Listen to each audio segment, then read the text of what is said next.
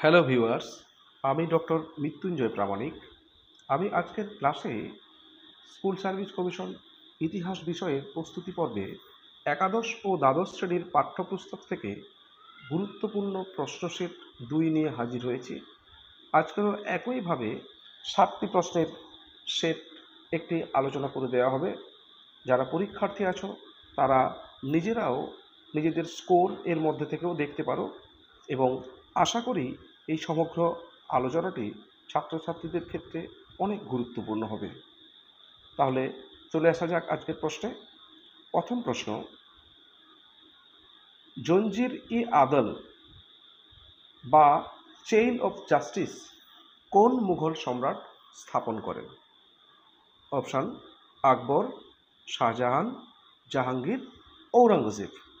সঠিক উত্তরটি আমরা দেখে নেব। জঞ্জির ই আদল স্থাপন করেছিলেন সম্রাট জাহাঙ্গীর। পরের প্রশ্নে চলে যাব আমরা। তাজমহলের প্রধান স্থপতি কে ছিলেন, অর্থাৎ প্রধান নির্মাতা কে ছিলেন? মীর আব্দুল করিম, মাকরামাত খান, ওস্তাদ আহমেদ লাহোরী, ওস্তাদ ঈশা খাঁ। সঠিক উত্তরটি আমরা জেনে নেব। তাজমহলের প্রধান স্থপতি ছিলেন ওস্তাদ আহমেদ লাহোরী। এখানে একটা কথা বলে রাখি, অনেক জায়গায় কিন্তু ঈশা খাঁকে দেখছি আমরা, কিন্তু এটা প্রকৃত সঠিক উত্তর হবে ওস্তাদ আহমেদ লাহোরী। পরের প্রশ্নে চলে যাব আমরা। জাহাঙ্গীরের দরবারে বিখ্যাত চিত্রশিল্পী কারা ছিলেন? দশবন্ত ও আবুল হাসান, মীর সৈয়দ আলী ও আব্দুস সামাদ, ওস্তাদ মনসুর ও আবুল হাসান, বিহজাদ বা শাহ মুজাফফর। সঠিক উত্তরটি আমরা জেনে নেব। জাহাঙ্গীরের দরবারে বিখ্যাত চিত্রশিল্পী ছিলেন দুজন, ওস্তাদ মনসুর ও আবুল হাসান। পরের প্রশ্নে আমরা চলে যাব। শিবাজির অষ্টপ্রধানের প্রধান কে ছিলেন? অমাত্য, পেশোয়া, সেনাপতি, ন্যায়াধীশ। সঠিক উত্তরটি আমরা দেখে নেব। শিবাজির অষ্টপ্রধানের প্রধান ছিলেন পেশোয়া। পরের প্রশ্নে আমরা চলে যাব। স্বাধীন অযোধ্যা রাজ্যের প্রতিষ্ঠাতা কে ছিলেন? সফদরজং, সুজাউদ্দৌলা, আসফউদ্দৌলা, সাদাত খান বা যাকে আমরা বুরহান উল মুলক হিসেবে জানি। সঠিক উত্তরটি আমরা দেখে নেব। সঠিক উত্তরটি হচ্ছে সাদাত খান বা বুরহান উল মুলক। পরের প্রশ্নে আমরা চলে যাব। মুঘল রাজদরবারের যে দল ও রাজনীতি চলেছিল সেই সময়কার কিং মেকার বা রাজা নির্মাতা নামে কারা পরিচিত ছিলেন? চিনকিলিজ খান ও সাদাত খান, জুলফিকার খান ও তার পিতা আসাদ খান, সৈয়দ ভ্রাতৃদ্বয় অর্থাৎ আবদুল্লাহ খান এবং হুসেন আলী খান, নিজামুল মুলক ও তার পুত্ররা। সঠিক উত্তরটি হবে পরবর্তী মুঘল আমলের কিং মেকার ছিলেন সাধারণত সৈয়দ ভ্রাতৃদ্বয় আবদুল্লাহ খান এবং হুসেন আলী খান। পরের প্রশ্নে আমরা চলে যাব। কোন পেশোয়া হিন্দুপাদ পাদশাহীর আদর্শ প্রচার করেন? বালাজি বিশ্বনাথ, প্রথম বাজিরাও, বালাজি বাজিরাও, রঘুনাথ রাও। সঠিক উত্তরটি হবে প্রথম বাজিরাও। পরের প্রশ্ন। নবাবের অনুমতি ছাড়া অর্থাৎ সিরাজদৌল্লার অনুমতি ছাড়া ইংরেজরা কোন দুর্গ নির্মাণ করেছিলেন? Saint George, Fort William, Fort Saint David না হুগলি দুর্গ? সঠিক উত্তরটি আমরা দেখে নেব। সঠিক উত্তরটি হচ্ছে নবাবের অনুমতি ছাড়াই ইংরেজরা ফোর্ট উইলিয়াম দুর্গের সংস্কার করেছিলেন। পরের প্রশ্ন। অন্ধকূপ হত্যা বা ব্ল্যাক হোল ট্র্যাজেডির ঘটনাটি কোথায় ঘটেছিল বলে ইংরেজরা দাবি করেন? মুর্শিদাবাদ, কাশিমবাজার, কলকাতা না হুগলি? সঠিক উত্তরটি হচ্ছে কলকাতা। পরের প্রশ্ন। পলাশির যুদ্ধে নবাবের কোন সেনাপতি বীরত্বের সঙ্গে যুদ্ধ করে মারা যান? মির্জাফর, রায়দুর্লভ, মীরমদন, জগৎ শেঠ। সঠিক উত্তরটি হবে মীরমদন। পরের প্রশ্ন। সিরাজের রাজধানী কোথায় ছিল, অর্থাৎ সিরাজদৌল্লার রাজধানী কোথায় ছিল? ঢাকা, কলকাতা, মুর্শিদাবাদ, পাটনা। সঠিক উত্তরটি হবে মুর্শিদাবাদ। পরের প্রশ্ন।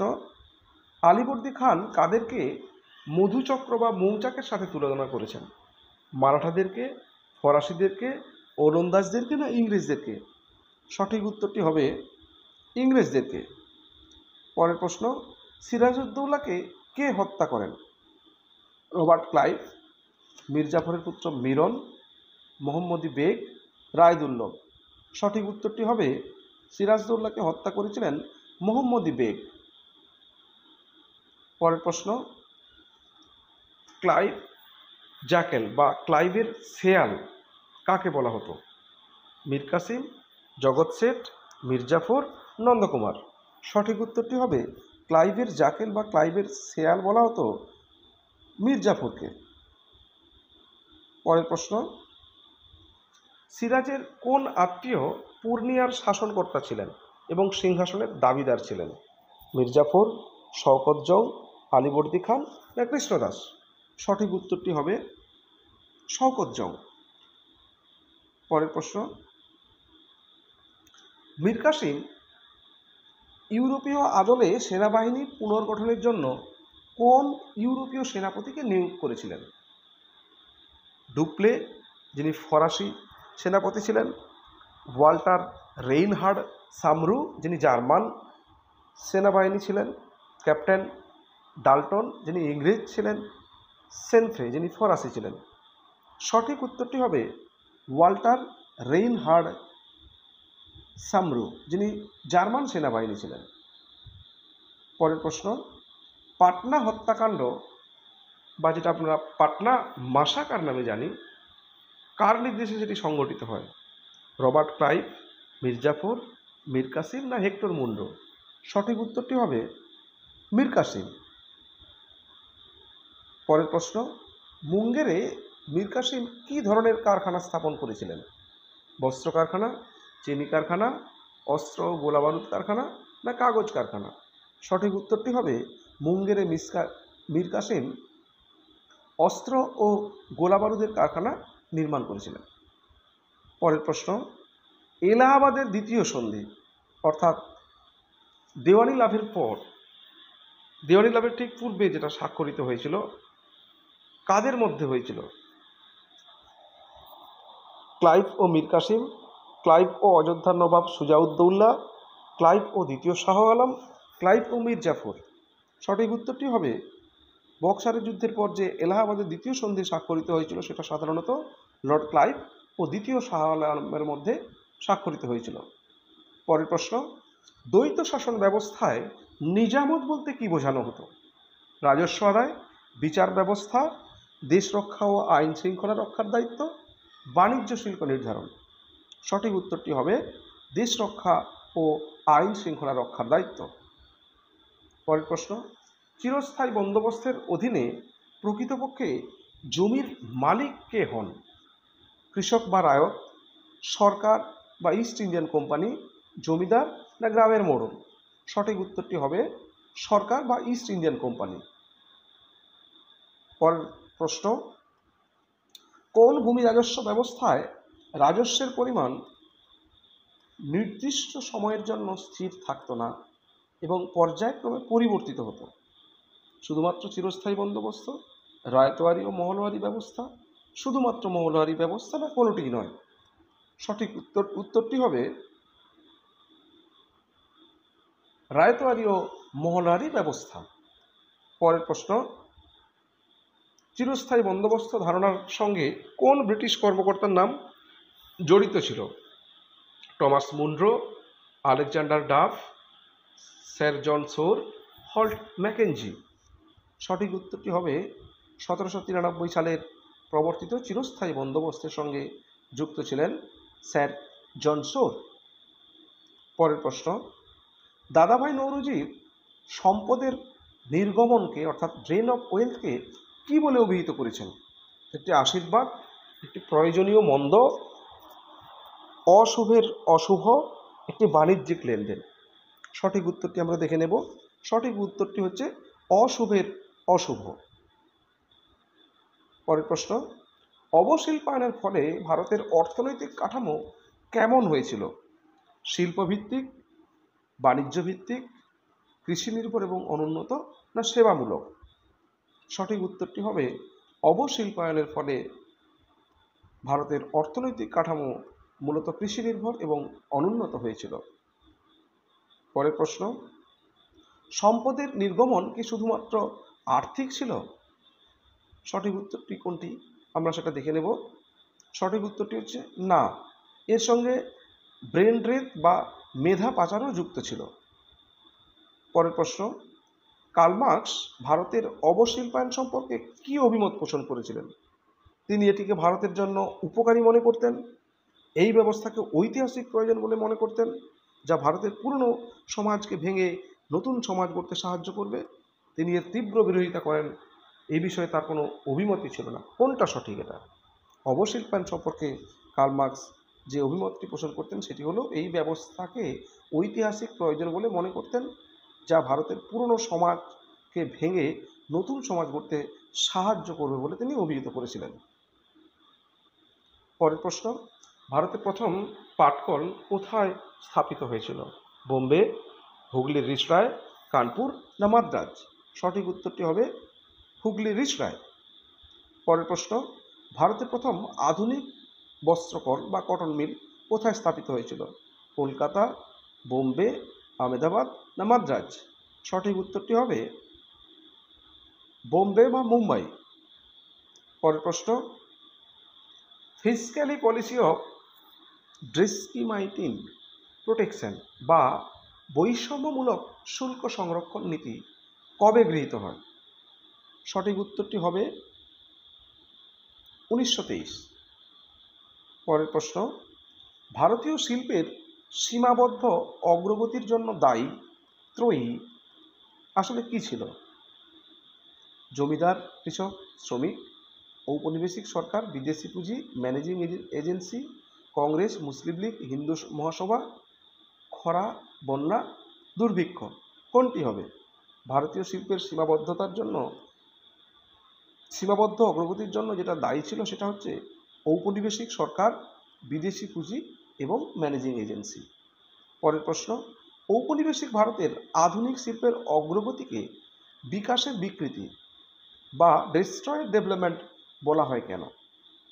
কারণ শিল্পগুলি দেখতে সুন্দর ছিল না, কারণ বৃদ্ধি ছিল ভারসাম্যহীন এবং দেশের অগ্রগতির অর্থনীতির সঙ্গে সম্পর্কহীন, কারণ শুধুমাত্র একটি অঞ্চলে শিল্প গড়ে উঠেছিল, না কারণ শিল্পগুলি পরিবেশ দূষণ করত? সঠিক উত্তরটি হবে কারণ বৃদ্ধি ছিল ভারসাম্যহীন এবং দেশের সামগ্রিক অর্থনীতির সঙ্গে সম্পর্কহীন। পরের প্রশ্ন, পাইক কথাটির অর্থ কী? আমরা পাইক বিদ্রোহ শুনেছি, সেই পাইক কথাটির অর্থ কী? জমিদার, বেগার শ্রমিক, বেতনের পরিবর্তে জমি ভোগকারী সৈনিক না কৃষক? সঠিক উত্তরটি হবে বেতনের পরিবর্তে জমি ভোগকারী সৈনিক। পরের প্রশ্ন, চুয়াড় বিদ্রোহের নেতা কে ছিলেন? তিতুমির, দুর্জন সিং, সিধু কানু, বিরসা মুন্ডা? সঠিক উত্তরটি হবে দুর্জন সিং। পরের প্রশ্ন, চুয়াড় শব্দটি কী অর্থে ব্যবহৃত হতো? সম্মানিত ব্যক্তি, কৃষক, বহিরাগত না নিচু জাতের মানুষ বা বর্বর? সঠিক উত্তরটি হবে নিচু জাতের মানুষ বা বর্বর। পরের প্রশ্ন, পাইক বিদ্রোহের পর ব্রিটিশ সরকার কোন পদ সৃষ্টি করে স্থানীয় অসন্তোষ প্রশমিত করার চেষ্টা করে? জেলা শাসক, ডেপুটি কালেক্টর, পুলিশ সুপারিনটেন্ডেন্ট না সরবরাকার? কোনটি? সঠিক উত্তর হচ্ছে সরবরাকার। পরের প্রশ্ন, দারুল হার্ব কথার অর্থ কী? মিত্রের দেশ, ইসলামের দেশ, বিধর্মীদের দেশ বা শত্রুর দেশ, পবিত্র ভূমি? সঠিক উত্তরটি হবে দারুল হার্ব কথাটির অর্থ হচ্ছে বিধর্মীদের দেশ বা শত্রুর দেশ। পরের প্রশ্ন, বালাকোটের যুদ্ধ কত সালে হয়েছিল? 1831, 1827, 1855 না 1857? সঠিক উত্তরটি হবে 1831। পরের প্রশ্ন, সাঁওতাল বিদ্রোহের দিকু কাদের বলা হতো?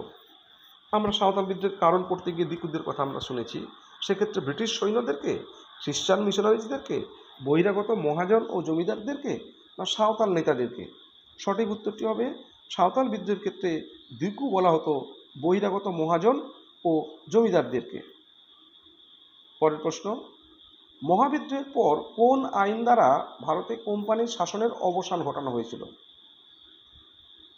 1784 সালের পিটের ভারত শাসন আইন, 1853 চার্টার আইন, 1858 government of Indian act, 1861 Indian council act.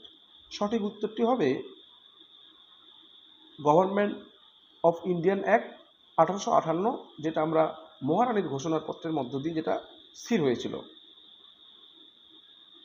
পরের প্রশ্ন, 1857 সালের বিদ্রোহকে একটি পরিকল্পিত জাতীয় স্বাধীনতার যুদ্ধ বলে কে বর্ণনা করেছেন?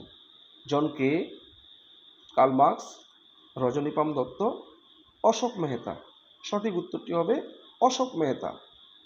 পরের প্রশ্ন, রামমোহন রায়ের লেখা একেশ্বরবাদের উপর একটি বিখ্যাত ফার্সি গ্রন্থ কোনটি? মিরাত উল আকবর, তুহফাত উল মোহাহিদিন, সংবাদ কৌমুদি না বেদান্ত গ্রন্থ? সঠিক উত্তরটি হবে তুহফাত উল মুহাহিদিন। পরের প্রশ্ন, ঈশ্বরচন্দ্র বিদ্যাসাগরের লেখা বর্ণপরিচয় কত সালে প্রকাশিত হয়? 1847, 1850, 1855, 1856। সঠিক উত্তরটি হবে 1855। পরের প্রশ্ন, ভারতের প্রথম রাজনৈতিক সংগঠন কোনটি? ভারত সভা, ব্রিটিশ ইন্ডিয়ান অ্যাসোসিয়েশন, বঙ্গভাষা প্রাদেশিক সভা না জমিদার সভা? সঠিক উত্তরটি হবে বঙ্গভাষা প্রাদেশিক সভা। পরের প্রশ্ন, জাতীয় কংগ্রেসের কোন অধিবেশনে প্রথমবার বন্দে মাতরম গানটি গাওয়া হয়? 1885 বোম্বাই, 1896 কলকাতা, 1905 বারাণসী, 1911 কলকাতা। সঠিক উত্তরটি হবে 1896 কলকাতা। পরের প্রশ্ন, হান্টার কমিশন 1812 কিসের সঙ্গে যুক্ত ছিল? পুলিশি সংস্কার, বিচার ব্যবস্থা সংস্কার, শিক্ষা সংস্কার, দুর্ভিক্ষের ত্রাণ। সঠিক উত্তরটি হচ্ছে শিক্ষা সংস্কার। আমরা জানি 3টে কমিশন হয়েছিল, হেরাস বলা হয় এটাকে actually, Hunter commission, Raleigh commission এবং স্যাটলার কমিশন। পরপর 3টে কমিশন শিক্ষা সংক্রান্ত হয়েছিল। পরের প্রশ্ন, দুদু মিয়ার একটি বিখ্যাত উক্তি কী ছিল? জমির মালিক কৃষক, ব্রিটিশ নিপাত যাক, জমি আল্লাহের দান, কর দেব না। সঠিক উত্তরটি হবে জমি আল্লাহের দান। পরের প্রশ্ন, ব্রিটিশ ইন্ডিয়ান অ্যাসোসিয়েশনের প্রথম সভাপতি কে ছিলেন? দ্বারকানাথ ঠাকুর, প্রসন্ন কুমার ঠাকুর, রাধাকান্ত দেব না দেবেন্দ্রনাথ ঠাকুর? সঠিক উত্তরটি হবে ব্রিটিশ ইন্ডিয়ান অ্যাসোসিয়েশনের প্রথম সভাপতি ছিলেন রাধাকান্ত দেব। নেক্সট কোয়েশ্চেন, ফৈজাবাদে 1857 সালের বিদ্রোহের নেতৃত্ব কে দিয়েছিলেন? অর্থাৎ সিপাহী বিদ্রোহের নেতৃত্ব ফৈজাবাদে কে দিয়েছিলেন? খান বাহাদুর খান, বেগম হজরত মহল, মৌলভী আহমদুল্লাহ, কুনওয়ার সিং। সঠিক উত্তরটি হবে মৌলভী আহমদুল্লাহ। নেক্সট কোয়েশ্চেন, 1857 সালের বিদ্রোহকে সভ্যতা ও বর্বরতার মধ্যে সংঘাত বলে কে অভিহিত করেছেন? John Lawrence, James Outram, T R. Holmes, John Seeley. সঠিক উত্তরটি হবে টি.আর. হোমস। পরের প্রশ্ন, বেথুন স্কুল প্রতিষ্ঠার প্রধান উদ্দেশ্য কী ছিল? ছেলেদের জন্য পাশ্চাত্য শিক্ষা, নারী শিক্ষার প্রসার, কারিগরি শিক্ষার প্রসার, ধর্মীয় শিক্ষা প্রদান। সঠিক উত্তরটি হবে বেথুন স্কুল প্রতিষ্ঠার প্রধান উদ্দেশ্য ছিল নারী শিক্ষার প্রসার। পরের প্রশ্ন, ভারতের কোন গভর্নর জেনারেলকে সংবাদপত্রের মুক্তিদাতা বা liberator of the Indian press বলা হয়? Lord William Bentinck, sir Charles Metcalfe, Lord Ripon, Lord Acton. সঠিক উত্তরটি হবে স্যার চার্লস মেটকাফ। পরের প্রশ্ন, আলিগড় মুসলিম ইউনিভার্সিটির প্রথম চ্যান্সেলর কে ছিলেন? স্যার সৈয়দ আহমেদ খান, আগা খান, বেগম সুলতানা জাহান, মোহাম্মদ আলী জিন্নাহ। সঠিক উত্তরটি হবে বেগম সুলতান জাহান। নেক্সট কোয়েশ্চেন, সিপাহী বিদ্রোহের সময় কে বলেছিলেন এই ভারতীয় বিপ্লবীদের মধ্যে একমাত্র পুরুষ ছিলেন রানী লক্ষ্মীবাঈ? লর্ড ক্যানিং বলেছিলেন, স্যার হিউ রোজ বলেছিলেন, কলিন ক্যাম্পবেল না জেমস আউটরাম বলেছিলেন? সঠিক উত্তরটি হবে স্যার হিউ রোজ। নেক্সট কোয়েশ্চেন, দেশীয় মুদ্রণ আইন বা ভার্নাকুলার প্রেস অ্যাক্ট কোন পত্রিকার জন্য মূলত আনা হয়েছিল? হিন্দু প্যাট্রিয়ট, অমৃতবাজার পত্রিকা, সোমপ্রকাশ না তত্ত্ববোধিনী পত্রিকা? সঠিক উত্তর হবে Somprakash. Next question, the loyal Mohammedans of India গ্রন্থটি কার লেখা? সৈয়দ আমির আলী, স্যার সৈয়দ আহমেদ খাঁ, নবাব আব্দুল লতিফ, বদরুদ্দিন তৈয়বজি। সঠিক উত্তরটি আমরা দেখে নেব, sir Syed Ahmed Khan. Next question, কোন নরমপন্থী নেতাকে ভারতের হীরা বলা হয়? দাদাভাই নৌরুজি, ফিরোজ শাহ মেহতা, গোপালকৃষ্ণ গোখলে, সুরেন্দ্রনাথ ব্যানার্জি। সঠিক উত্তরটি হবে ভারতের হীরা বলা হয় গোপালকৃষ্ণ গোখলেকে। নেক্সট কোয়েশ্চেন, আমরা আমাদের হাঁটু গেড়ে রুটি চেয়েছিলাম কিন্তু পরিবর্তে পেয়েছি পাথর। এই উক্তিটি কোন ঘটনার প্রেক্ষিতে করা হয়েছিল? রাওলাট আইনের বিরুদ্ধে, জালিয়ানওয়ালাবাগের হত্যাকাণ্ডের পর, ডান্ডি অভিযানের শুরুতে, না সাইমন কমিশন বয়কটের সময়? সঠিক উত্তরটি হবে 1929 সালের আইন অমান্য আন্দোলনের শুরুতে যে ডান্ডি অভিযান শুরু হয়েছিল তার পরিপ্রেক্ষিতে এই কথা বলা হয়েছিল। Next question, father of Indian unrest বা ভারতীয় অস্থিরতার জনক হিসেবে কাকে উল্লেখ করা হয়? সঠিক উত্তরটি হবে বাল গঙ্গাধর তিলক। একটা কথা সবাইকে বলে দিই, এই ধরনের প্রশ্ন আমি সাধারণত একটু আনকমন প্রশ্নগুলো করছি, সবাই চ্যানেলটাকে সাবস্ক্রাইব করে রাখবে। এরপরে গুরুত্বপূর্ণ কমন প্রশ্নগুলো নিয়ে ম্যারাথন টেস্ট হবে এবং প্রতিদিন চেষ্টা করব দুটো করে ভিডিও আপলোড করতে, তাই সবাই পাশে থাকবে। আমি আরও ভালো ভালো গুরুত্বপূর্ণ প্রশ্ন বিভিন্ন সালের প্রশ্নগুলোর সঙ্গে কম্পেয়ার করে, বিভিন্ন রাজ্যের যে সমস্ত স্কুল লেভেলের পরীক্ষাগুলো হয় তার সঙ্গেও কম্পেয়ার করে প্রচুর সেট আমি আনবো। 5 তারিখ পর্যন্ত এইভাবে কন্টিনিউ চলবে। সবাই চ্যানেলটাকে সাবস্ক্রাইব করবে এবং শুনবে। আশা করি সবাই উপকৃত হবে এই পরীক্ষাতে। আজকের আমাদের শেষ প্রশ্ন, চরমপন্থী মতবাদের মূল ভিত্তি কী ছিল? ব্রিটিশদের কাছে আবেদন নিবেদন, আত্মশক্তি, আত্মত্যাগ ও আত্মনির্ভরতা, সাংবিধানিক সংস্কারের মাধ্যমে ক্ষমতা লাভ, না ব্রিটিশ সাম্রাজ্যের অধীনে স্বায়ত্তশাসন? সঠিক উত্তরটি হবে চরমপন্থী মতবাদের মূল ভিত্তি ছিল আত্মশক্তি, আত্মত্যাগ ও আত্মনির্ভরতা। থ্যাংক ইউ সবাইকে আজকের এই ক্লাসটা শোনার জন্য।